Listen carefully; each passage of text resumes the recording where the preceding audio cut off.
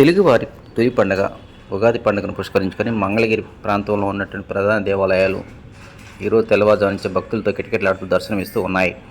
ఉగాది పండుగ అంటే మనందరూ గుర్తొచ్చేది ఉగాది పచ్చడి. తీపి, కారం, ఉప్పు, పులుపు, వగర, చేదు కలయిక. అంటే జీవితంలో మనకి సుఖదుఖాలు అనేటువంటివి ఒకే విధంగా స్వీకరించాలనేటువంటి విషయాన్ని మనకి ఇక్కడ బోధపడుతూ ఉంటుంది. ఇక మంగళగిరి శ్రీ లక్ష్మీనరసింహ స్వామి ఆలయంలో గతంలో ఎన్నడూ లేని విధంగా ఈరోజు పండుగను పురస్కరించుకొని భక్తులు కిటకిటలాడారు.